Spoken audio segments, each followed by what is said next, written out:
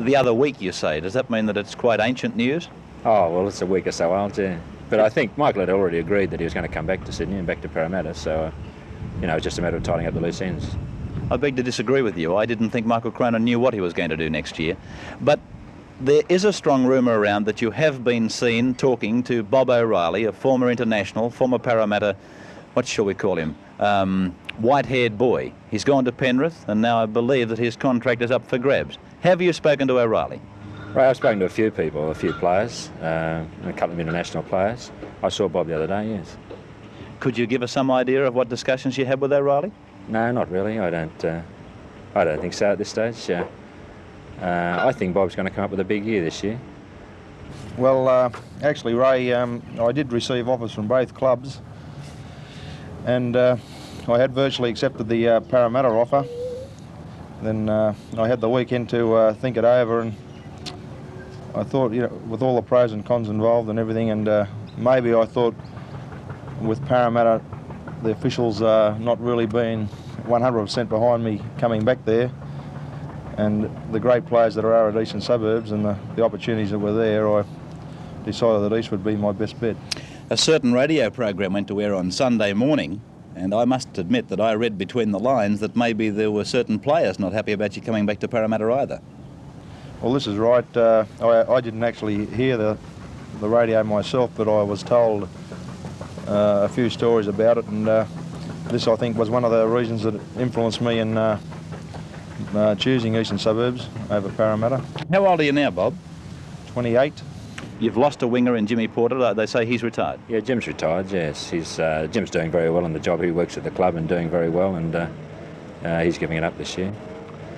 Well, Terry and I didn't see eye to eye. A couple of things came out from the end of last season, and my comment about we're not playing when Bob O'Reilly came back probably just triggered it off, and Terry said either one of us has got to go, so as it worked out, I left. Well, you've had a fairly long and reasonably happy association with Parramatta. Are you disappointed that it's come to an end like this? Oh, for sure, because the club's been so great to me, not only the football club, but the leagues club itself. They've helped me out at different times, and it's going to be, I was sad to hear the result, and probably one day I hope to go back there. I was born in 1937, which is a long time back. It was before the war, and I grew up as a kid during the Second World War, which was around Parramatta was fairly difficult, because a lot of people don't realise that if our chaps had ever hit Australia, they were aiming for the Shell refinery here, which is in Granville, and so we spent a lot of time in air raid shelters and trained very much as kids to be fearful of what could happen. Being born in Granville with a family of 8 and not having a big quid was necessary in those days. I was the second eldest, so it was necessary for me to get out and earn some money. And I had a paper run from the age 10 and actually left school at 14. I was 13 and 10 months. In those days you could get special dispensation to leave school. And I left school and got myself a job. My first job was in a knackery, bailing blood and getting involved there. So I've had some fairly interesting jobs, although by the time I turned 18, I went into national service. It was the only time I've ever had a game of football. I played a bit of rugby union in national service, and I did a bit of boxing, and that's when I found out that even though I come from Granville and was a fairly rough kid, I wasn't very good at boxing. And ironically, the first competition that I went into, I got knocked out in the first round by a young kid from Maxville, and I'll always remember that. I never went back into the fighting ring again. I met Merle when I first started, left school and got a real job. When I was 15, I was allowed to get a job in a factory, so I got a job over at Goodyear, and Merle worked at Goodyear. And she used to travel on the train of a morning with a fellow called Norm Sevier, and Norm is a very important part of the club and has been for many years. And Norm used to take Merle up to Parramatta East, and they used to watch the football up there. We got married at an early age, 21, had 3 young children. I still stayed home and minded the kids while Merle went to the football. And when James Hardy got involved, of course, well, that's when things got back to normal and I started to go to football. I was born in Cogger in 1951 at St George Hospital. Moved to Arncliffe for 3 years. Don't remember too much of those days. Then we moved across to Marylands, where we were there for till I was about 8. That's where I actually started my career, playing for Hilltop Public School in the yellow jersey. And then we moved back to Bexley, where we lived there till I finished all my schooling at Sydney Tech High. And then Mum and Dad moved up the mountains, I went with them, but of course I'd played the majority of my football in the St George area. Grew up in those great years of the 11-year era of premierships for St George, and all I ever wanted to do was pull on a red and white jumper. And that was any grade, not first grade or whatever, just any grade, just pull on a red and white jumper. And there were some fantastic role models there that you watched. I mean, being a hooker, and always played hooker, Ian Walsh was someone that you just admired, because I mean he was not only the Australian hooker, he was the captain of St George for some time there, and I mean he was just a great player. So you sort of model yourself on those types of guys. And another guy I always had an enormous amount of respect for, because he was just so exciting on a football field, was Ken Thornett. And you know, because he was pretty innovative. He always remember him jumping over the sideline, knocking the ball back in from the big bombs that they kicked in those days. And you know, so I was very, very fortunate to grow up in an era where there were just some absolutely fantastic players who you could model yourself on. I was born in 1957 at Maitland Hospital. And my father's on the railways. We moved to Blaney, and we lived in Blaney till approximately 1959. And then from there we moved to Temora, where I started playing rugby league with Temora East in 1964. It was their inaugural year of schoolboys competition in Temora. And we played there till 1967, and then we moved to another railway town, Werris Creek. And I played with St Joseph's Primary School at Werris Creek, and then I went to Corindai High School. My father played rugby league, and my grandfather played rugby league as well. And of course, having a brother alongside my brother Graham, we played rugby league every afternoon. We'd come home from school, we used to bash each other in the backyard, we'd commentate games. We lived in Werris Creek. It was right at the junction of the northwest line and the northern line, and we used to get on the railway line and kick the ball in forcey backs up and down, so you're forcing him back towards the railway station or forcing me back towards the Werris Creek.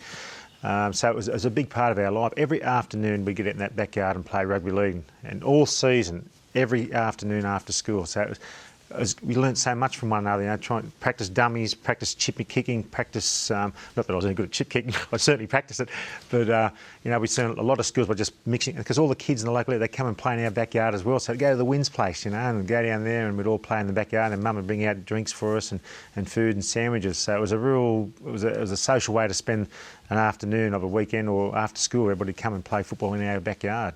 But our football background was also heavily influenced by watching the Saturday afternoon game on the ABC. That was the only football coverage we used to get, and we used to watch that you know, methodically every Saturday afternoon, and try and copy the great players that we used to watch, the Graham Langlands, the Ronnie Coots, great players of the era that influenced us enormously. And I think my game was influenced by Ronnie Coote with his cover defence. I played lock for the local side, and you know, I often tried to figure myself out to be a fine cover defender, so I always break from the lock and get across to cover the backline movements.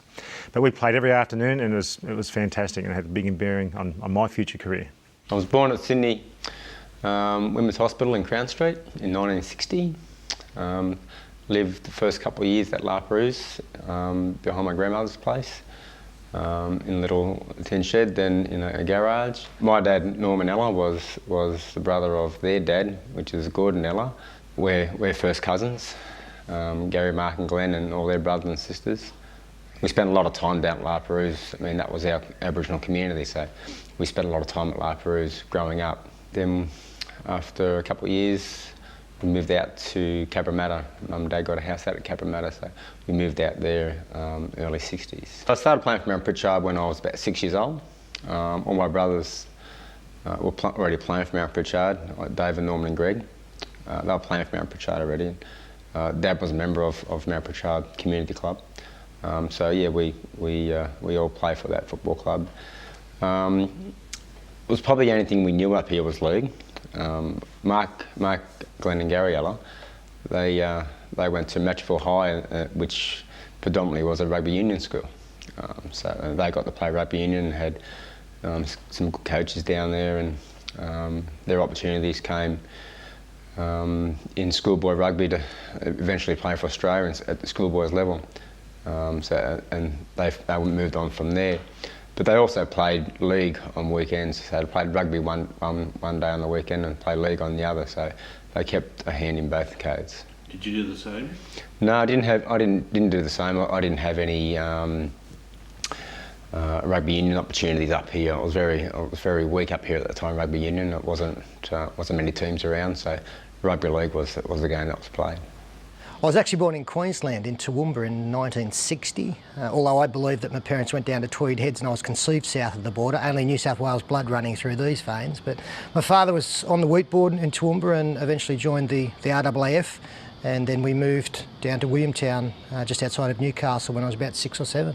I have 2 older sisters and 1 younger, so I was totally unspoiled, being the only boy in the family, and lost my mum early on in our lives. My mum passed away when I was 9, so that was a fairly tough time in our period of all. But obviously we became pretty tight knit because of that, and good relationship with my sisters from a very young age. We were posted to a little place called Raymond Terrace, just outside of Newcastle, in the late 60s. I started my schooling there actually, and I suppose it was a little bit difficult because, you know, we had lost our mum, and I was actually not adopted, but I spent most of my time with the Sullivan family. There were 4 brothers there, and I was pretty much like the 5th brother, so most weekends I was around at Rod and his parents' place, and football was a big thing then. We'd be out in the backyard playing football, and I suppose that for myself that was a great grounding because I was the youngest one of the participants. You had to learn how to look after yourself, and certainly my ball skills and that were something that improved because of that early involvement. And every weekend, we'd play on a Saturday, and then Sunday was going to follow the local team, the Raymond Terrace under 18s, all the way through to first grade. So it was in my blood very early on, and much of it had to do with the company I was keeping, and I suppose the fact I did show some ability at an early age. My parents came from Germany, came out after the war in the late 50s, and from there they were at the Villawood Detention Centre, and from there they moved to Liverpool, and I was born in 1960 in Liverpool. I played some sport at school, but then played some at club level soccer, and for 2 years or so, and then when I was 10 I went over to rugby league and played for Mount Pritchard. I think it's very important. That's why a lot of kids play soccer these days in the junior level, and there's a lot of numbers playing soccer for that reason alone, that there's motor skills are learned in those early days. Learning to sort of put left foot in front of right foot, and learning to look at the ball and see where you're going with not actually looking up.